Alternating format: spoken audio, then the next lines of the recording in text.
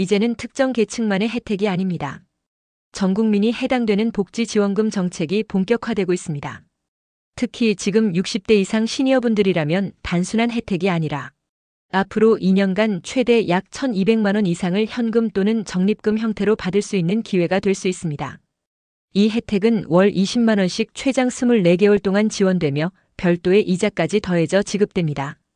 최근 출범한 새 정부 이재명 정부는 시작부터 전 국민을 대상으로 한 지원금 정책을 공식화했고 그 핵심 내용이 드디어 공개되기 시작했습니다. 정책은 청년, 중장년, 어르신을 모두 포괄하며 특히 연금 개편과 관련된 변화가 크기 때문에 은퇴 이후의 생활비 구조가 어떻게 바뀔지 반드시 확인하셔야 합니다.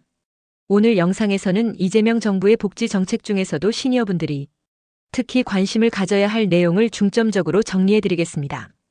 건강보험료나 기초연금에 어떤 변화가 생기는지, 노후 자산 관리에 어떤 영향을 주는지, 지역별로 신청 시 어떤 서류가 필요한지까지 꼼꼼히 안내드릴 예정입니다. 이번 정부의 복지 정책은 크게 세 가지 축으로 구성되어 있습니다. 첫째, 청년 대상 일자리 및 저축 지원 확대. 둘째, 소상공인 및 자영업자에 대한 금융 지원 강화. 셋째, 시니어 대상 연금 개편과 복지 인프라 확장입니다. 이 중에서 마지막 항목, 시니어 관련 변화는 향후 5년간 노후 경제 안전망에 가장 큰 영향을 줄 수 있습니다.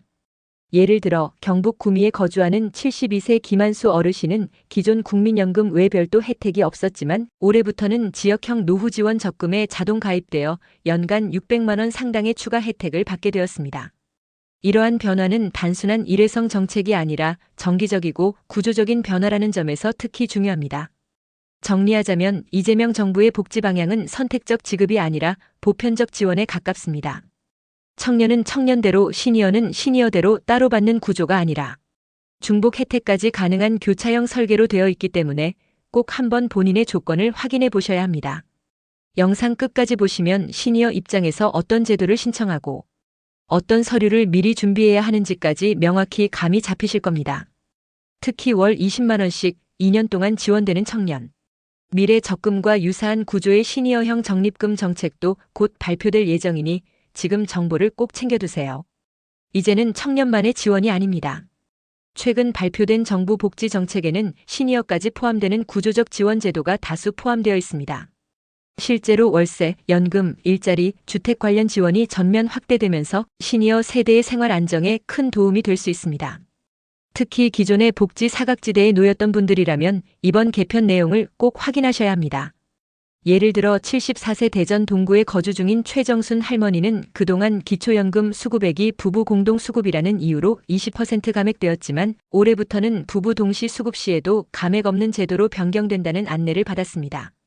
이는 기존 위장 이혼까지 불러왔던 왜곡된 제도에 대한 근본적 개선으로 실제 부부 공동 거주 시 연금 수급액이 늘어날 수 있습니다. 또한 국민연금의 소득활동 감액 제도도 개선됩니다. 현재까지는 일정 소득 이상을 벌면 연금이 깎이는 구조였지만 앞으로는 일하는 어르신의 근로소득에 따른 연금 감액이 완화되어 일하면서도 연금을 안정적으로 받을 수 있게 됩니다. 여기에 더해 주택연금 조건 완화도 주목할 만합니다. 현재는 공시가격 12억 원 이하의 주택을 보유한 경우에만 가능했지만 부부 중 한 명만 55세 이상이면 되고 다주택자라도 합산 가격이 기준 이하면 신청이 가능하다는 점에서 문턱이 낮아졌습니다. 특히 서울 성북구에 거주 중인 69세 이성철 어르신은 본인의 주택과 배우자의 오피스텔 합산 가격이 기준 이하라 주택연금을 신청할 수 있게 되었다고 전했습니다. 이번 복지 개편은 시니어만을 위한 것이 아닙니다. 청년층과 자영업자, 즉 자녀와 손주 세대의 생활 안정에도 큰 영향을 줄 수 있습니다. 예를 들어 청년 미래 적금 제도가 부활하면서 20대 자녀가 2년간 매달 12만 5천 원을 저축하면 기업 300만 원, 정부 600만 원이 추가로 적립돼 총 1,200만 원 이상의 목돈을 만들 수 있습니다. 이런 구조는 부모 입장에서도 자녀의 자립 기반 마련에 안심이 되는 제도입니다.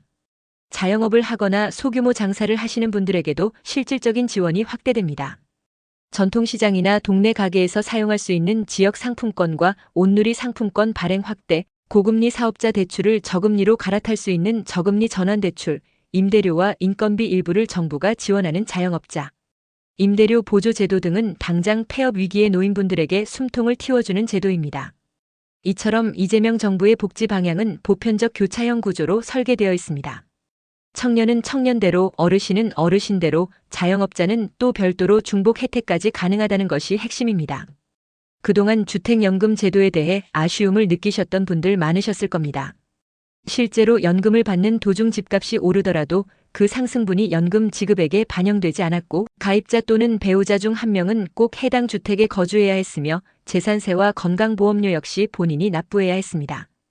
이런 구조 때문에 정작 필요한 분들이 망설이는 경우가 많았습니다.